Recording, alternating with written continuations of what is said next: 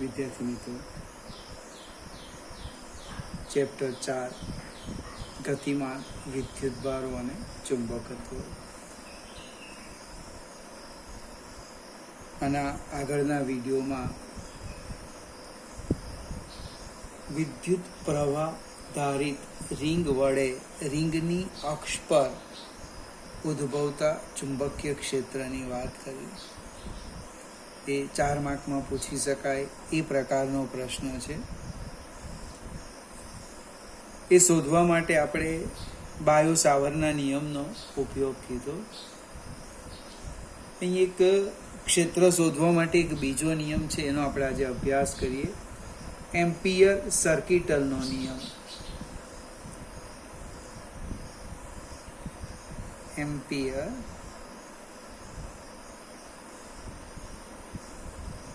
સર્કિટલનો નિયમ.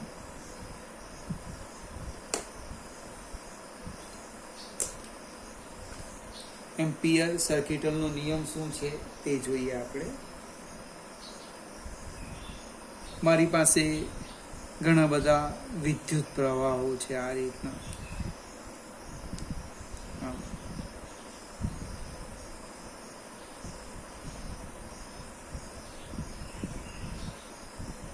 આપણે આમાંથી I1 વિદ્યુત પ્રવાહ પસાર થાય, આમાંથી I2 પસાર થાય, આમાંથી I3 પસાર થાય, I4 પસાર થાય, આમાં લઈ લઈએ I5 થાય. અહીં આકૃતિમાં લગભગ 5 પ્રવાહ દર્શાવ્યા છે. પ્રશ્ન એવો છે, કોઈ એક બિંદુ પાસે આ પ્રવાહોને કારણે ઉદ્ભવતું ચુંબકીય ક્ષેત્ર કેટલું? બાયો સાવરનો નિયમ જો તમે લેવા જાઓ તો તકલીફ પડે. 5 પ્રવાહ છે, તો એ માટે એમ્પિયર સર્કિટલનો નિયમ છે. તો આપણે એક બંધ ગાળો લઈએ આની અંદર. હવે એક બંધ ગાળાની હું કલ્પના કરું. ફિગર જોજો. આ જે બધા પ્રવાહો છે, ધારો કે આંગળી એ મારા પ્રવાહ છે, એ પ્રવાહની અંદર મેં શું કર્યું, આવી રીતના એક બંધ ગાળો લઈ લીધો. બંધ ગાળો. હવે આ જે બંધ ગાળા પર છે એના પર હું ચુંબકીય ક્ષેત્રનું રેખા સંકલન એમ નાના નાના ખંડો પાડી દઈએ. આ રીતના સમઘડી કે વિષમઘડી, જે દિશામાં જવું હોય એ દિશામાં.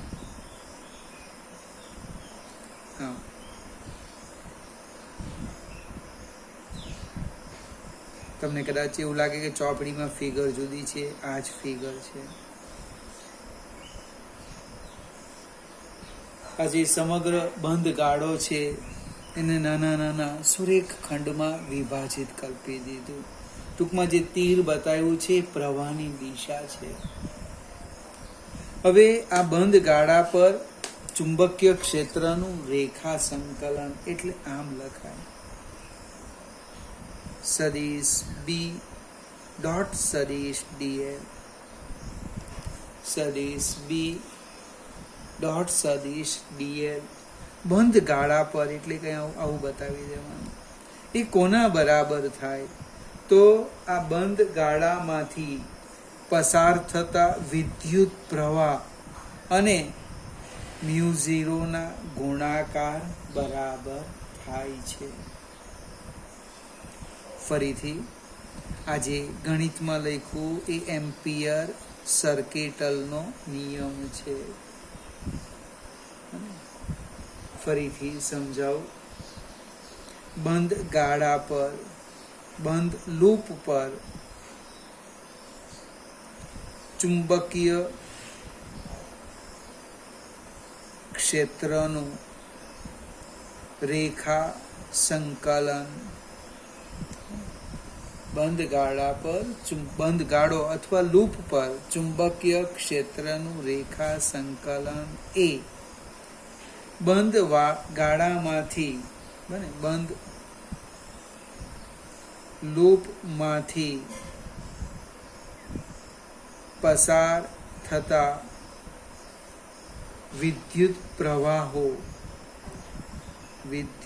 પ્રવાહના બેઝિક સરવાળો અને μ0 ના ગુણાકાર બરાબર થાય છે. હવે વિદ્યુત પ્રવાહનો જે બેઝિક સરવાળો કરવાના આપણે, વિદ્યુત પ્રવાહનો બેઝિક સરવાળો સમેશન આઈ, તો એનો અર્થ એની દિશા ધ્યાનમાં લેવી પડે. કોને પ્લસ લેવું, કોને માઇનસ લેવું. તો આજે તમે બંધ ગાળાની કલ્પના કરી, મને એ લૂપમાંથી રચાતા સમતલને લંબ તમારે જમણા હાથમાં સ્ક્રૂને પકડવાનું. ધારો કે આ બોલપેન એ મારી સ્ક્રૂ અને લૂપથી રચાતું સમતલ એ આ નોટનું પાનું, એટલે આ રીતના હું પકડું. હવે તમે જે દિશામાં ભ્રમણ કરવાના, જો મિત્રો બે જ દિશા આવશે, સમઘડી આવશે, ક્યાં વિષમ ઘડી આવશે. અહીંયા મેં વિષમ ઘડી લીધું છે. જે દિશામાં ભ્રમણ કરો તે દિશામાં સ્ક્રૂને ફેરવવાનું. સ્ક્રૂ જે દિશામાં આગળ વધે એ પ્રવાહ ધન અને એની વિરુદ્ધ દિશાનો ઋણ. તમે અહીંયા અવલોકન કરો તો હું સ્ક્રૂને આ રીતના ફેરવી, સ્ક્રૂ ઉપર જવાનું, એટલે આ પ્રવાહ. કયો પ્રવાહ? આ I3 પ્રવાહ અને આ I4 પ્રવાહ, એ બંને પ્લસ લેવાના. જ્યારે I3 કેવો લેવાના? માઇનસ. ફરીથી એકવાર સમજાવું.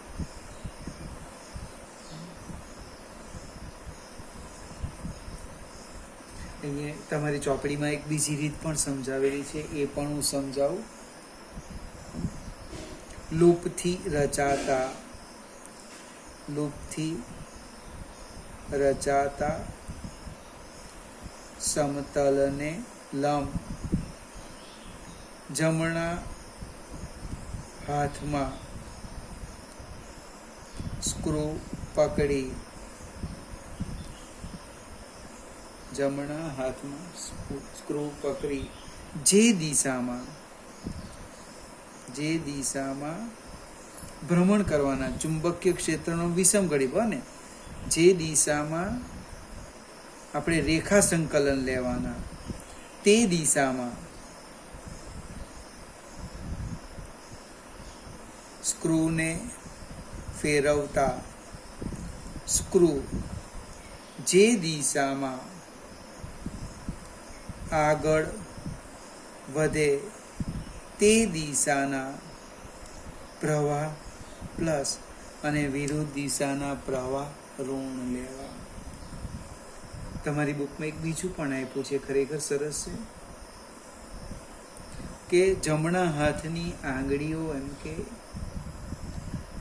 જમણા હાથની આંગળીઓ તમે જે દિશામાં જવાના, એટલે કે સમઘડી કે વિષમ ઘડી, તે દિશામાં રાખો. આમ જો આપણે, હું આમ જતો છે એટલે આમ રાખો.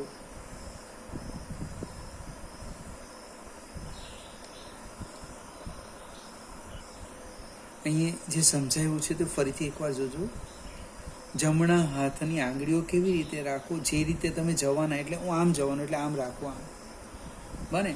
તો અંગૂઠાની જે દિશા છે એ દિશાના પ્રવાહ ધન અને એની વિરુદ્ધ દિશાના ઋણ. આ જ વસ્તુ છે. આ આંગળી રાખી, મેં જે સમજાવ્યું તે જ છે. આ સ્ક્રૂને તમે પકડેલો છે, જે દિશામાં જવાના, બને જે દિશામાં જવાના તે દિશામાં તમે ફેરવો. સ્ક્રૂ જે દિશામાં આગળ વધે એ પ્રવાહ ધન અને એની વિરુદ્ધ દિશાનો ઋણ. જે દિશામાં જવાના, અહીંયા લખી દે, તે દિશામાં સ્ક્રૂને ફેરવતા સ્ક્રૂ જે દિશામાં આગળ વધે એ પ્રવાહ ધન, વિરુદ્ધ દિશાના ઋણ. એટલે અહીંયા જે સમેશન આઈ છે, આ આકૃતિમાં હું સમેશન આઈ આમ લખું છું. સમેશન આઈ તો કે I3, સોરી I2 પહેલા આવશે. I2 minus I3 plus I4. ખૂબ મજાની ચર્ચા આવી. પહેલા ચેપ્ટરમાં આપણે ગાઉસનું સમીકરણ લીધું, એ જ પ્રકારનું છે. આ બે પ્રવાહ ધન છે ને આ ઋણ લીધો. હવે આ જે જમણી બાજુ છે માત્ર આ ત્રણે જ પ્રવાહ આવે, જ્યારે ડાબી બાજુ જે ચુંબકીય ક્ષેત્ર છે એની અંદર આ બધા જ પ્રવાહને કારણે ઉદ્ભવતું ચુંબકીય ક્ષેત્ર આવે. હવે પ્રશ્ન છે બંધ, ગાળો, લૂપ. આ તો માત્ર પરીક્ષામાં પૂછવાના નથી, પણ આના આપણી પાસે 3 ઉપયોગ છે. એમાંથી એક ઉપયોગ 2 માર્કમાં પૂછવાના છે. તો પ્રશ્ન આવ્યો આ લૂપનો, કે લૂપ મારે કેવી લેવાની. લૂપ તમને આટલું જ આવડવું જોઈએ. આજે આ એમ્પિયર સર્કિટ એ જે લૂપ લેવાના, લૂપ એ બંધ ગાળો, લૂપ મીન્સ બંધ ગાળો, એ કેવો લેવાના? તો કે એ બંધ ગાળા પર દરેક બિંદુ પાસે જે ક્ષેત્ર છે એક સ્પર્શકની દિશામાં હોવું જોઈએ, અને એનું મૂલ્ય કેવું હોવું જોઈએ? અચળ હોવું જોઈએ. તમે વાંકો ચૂકો ગમે તેવો બંધ ગાળો લઈ લો, અહીંયા જુદું, અહીંયા જુદું, અહીંયા જુદું, અલગ અલગ હોય, સ્પર્શકની દિશામાં ન હોય, તો ગણતરી કરવું તકલીફ ભરેલું છે. આપણે એનો એક પહેલો ઉપયોગ જોઈએ, નાનો સરખો ઉપયોગ. ચોપડીમાં ઉદાહરણ તરીકે આપેલું છે. પ્રશ્ન જોજો, પ્રશ્ન લખું છું, 2 માર્કમાં પૂછી શકાય. અનંત લંબાઈના વિદ્યુત પ્રવાહ ધારિત સુરેખ તાર વડે ઉદ્ભવતું ચુંબકીય ક્ષેત્રનું સૂત્ર મેળવું. અનંત લંબાઈનો, મારી પાસે આજે બોલ પેન છે, લઈ લે. અનંત લંબાઈની છે, એમાં વિદ્યુત પ્રવાહ પસાર થાય છે. પ્રશ્ન છે આ બોલપેનથી આ આર લંબ અંતરે, ધારો કે આ અંતરે ચુંબકીય ક્ષેત્ર કેટલું, આ અંતરે ચુંબકીય ક્ષેત્ર કેટલું. એના માટે આપણે બાયો સાવરના નિયમનો ઉપયોગ કરવાના નથી, આપણે એમ્પિયર સર્કિટના નિયમનો ઉપયોગ કરીએ. કેવી રીતે તે જોઈએ. મારી પાસે આ એક અનંત લંબાઈનો સુરેખ વિદ્યુત પ્રવાહ ધારિત તાર છે. એમાંથી પ્રવાહ I એમ્પિયર પસાર થાય છે. પ્રશ્ન લખી દઈએ. તારથી વાય લંબ અંતરે, અથવા તો કોઈક આર લખે, જે લખવું હોય તે. અને અહીંયા બિંદુ જોઈએ તો ઓલે તારથી વાય લંબ અંતરે અથવા આર લંબ અંતરે પી બિંદુ પાસે ચુંબકીય ક્ષેત્ર શોધવું છે. હું આકૃતિનું વર્ણન કરું છું, અહીંયા બાજુમાં લખી દઈએ. આકૃતિમાં શું દર્શાવ્યું? I વિદ્યુત પ્રવાહનું વહન કરતો અનંત લંબાઈનો સુરેખ તારનો એક નાનો ભાગ દર્શાવ્યો છે. આગળ જઈએ. તારથી, પ્રશ્ન લખતા છે, તારથી વાય લંબ અંતરે, કોઈ કે મારે વાય નથી લખવું, તો આર લંબ અંતરે ચુંબકીય ક્ષેત્ર શોધવું છે. હવે આજે ચુંબકીય ક્ષેત્ર શોધવાના કોની મદદથી? બાયો સાવરના એમ્પિયર સર્કિટલના નિયમની મદદથી. એમ્પિયર સર્કિટલના નિયમનો જો ઉપયોગ કરવો હોય તો એક લૂપ લેવી પડે. તો આપણે લૂપ લઈએ. ઓ કેન્દ્ર અને વાય ત્રિજ્યાની, અને આવી એક લૂપની કલ્પના કરી દઈએ. આ રીતના વાય અથવા આર, તમને જે યોગ્ય લાગે એ લખજો. આકૃતિમાં દર્શાવ્યા પ્રમાણે ઓ કેન્દ્ર અને વાય ત્રિજ્યાની લૂપની કલ્પના કરો. અથવા તો લૂપ નહીં લખો તો એમ્પિરિયન લૂપ એ પણ ચાલે. ગાઉસિયન પોસ્ટ, ત્યાં એક બંધ પોસ્ટની કલ્પના કરતા હતા, અહીંયા લૂપની કલ્પના કરવાની. એમ્પિરિયન લૂપની કલ્પના કરો. સેજ આપણે આગળ જઈએ.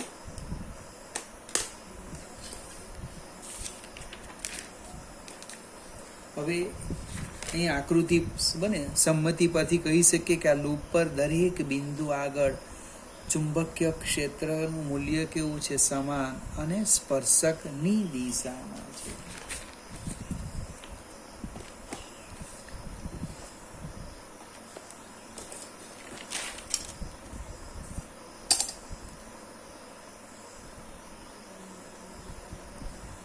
અહીં લૂપ પર દરેક બિંદુ પાસે ચુંબકીય ક્ષેત્ર કેવું? સમાન. અને એની દિશા લખવાના. દિશા કઈ?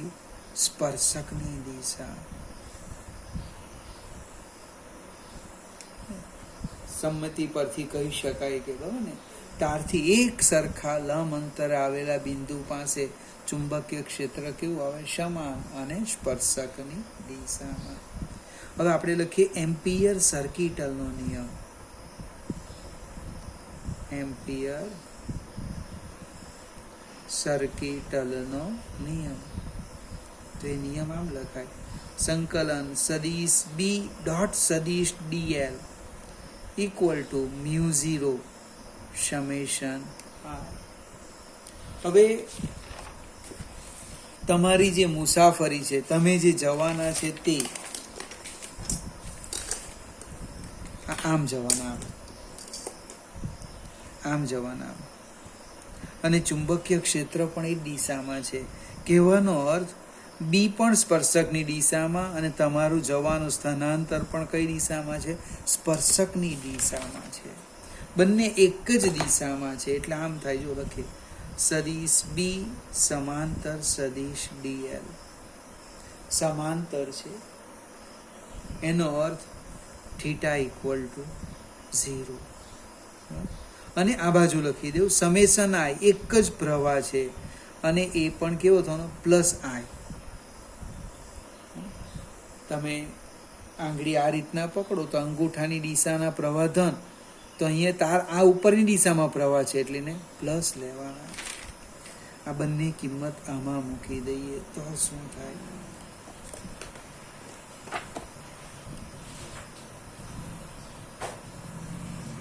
સંકલન ડી ડીએલ cos 0 1 થઈ જશે બરાબર μ0 i. હવે બી એ તો અચળ છે, દરેક બિંદુ પર બી નું મૂલ્ય કેવું છે? સરખું છે, એટલે એને બહાર લઈ લે. બી સંકલન DL is equal to μ0 i. સંકલન ડીએલ રેખા સંકલન બને, એટલે લગભગ આગળ શીખાયું હતું, ફરીથી આપણે રફ કામ કરીએ. સંકલન ડીએલ એટલે રેખા સંકલન મીન્સ આ જે લંબાઈ, આ જે વર્તુળ છે એનો પરિધ લેવાના. પરિધ અહીંથી શરૂ કરો, એની લંબાઈ માપતો જ આમ DL DL DL DL DL DL બધાનો સરવાળો કરું તે મને શું મળે? પરિધ મળે. ખ્યાલ આવે ને? ધારો કે આની લંબાઈ 1 સેન્ટીમીટર, 2, 3, 4, 5, આ બધાની લંબાઈ માપીને અહીંયા પાછો આવી જા. એ સરવાળો એ રેખા સંકલન થવાનું.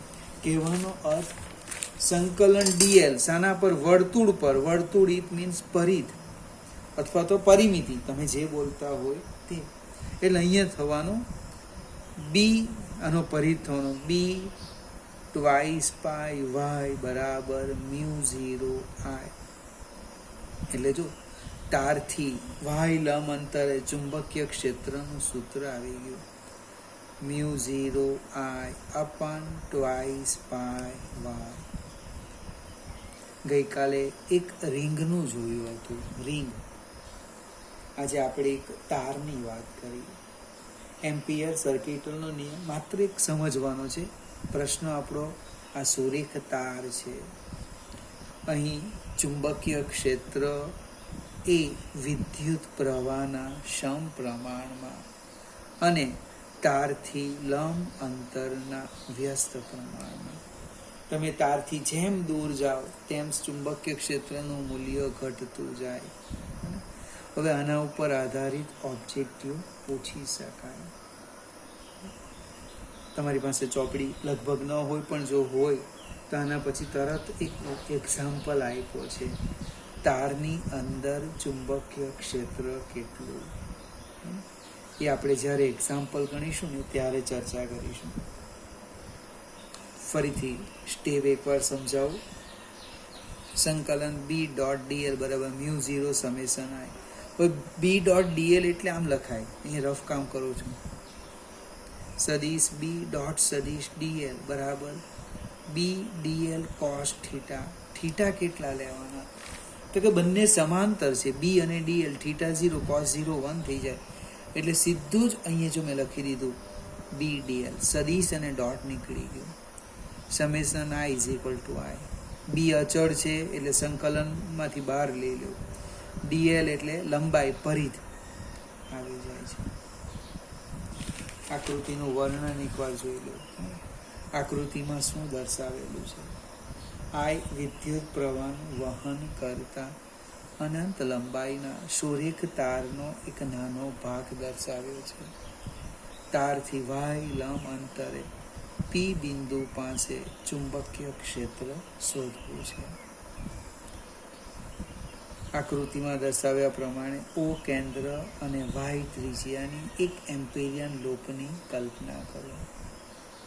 સમમિતિ પરથી કહી શકાય કે લૂપ પર દરેક બિંદુ પાસે B કેવું સમાન અને દિશા કઈ? સ્પર્શકની દિશા. પછી તો આ મેથેમેટિક્સ સ્ટેપ છે અને આટલા લખવાના તમને 2 માર્ક્સ મળે. આપણી પાસે 2 સૂત્રો થયા. ફરીથી એકવાર યાદ કરી લઈએ. એક રિંગમાં અક્ષ પર લખ્યું μ0 I r² upon twice r² plus x² raised to 3/2. યાદ રાખવું પડશે આને. આ રિંગ અને આ તાર. B બરાબર μ0 I upon twice pi y. આ રિંગને કારણે પછી ફેરફાર કરવાનું. કેન્દ્ર હોય તો x બરાબર 0 મૂકવાનું. જે સાદુરૂપ આપવું હોય તે. આ બંને થિયરી તૈયાર કરી દીધું. આના પછીના વિડીયોમાં એક સાથે હું 2 થિયરી સમજાવીશ. એક સોલેનોઇડ અને બીજી ટોરોઇડ.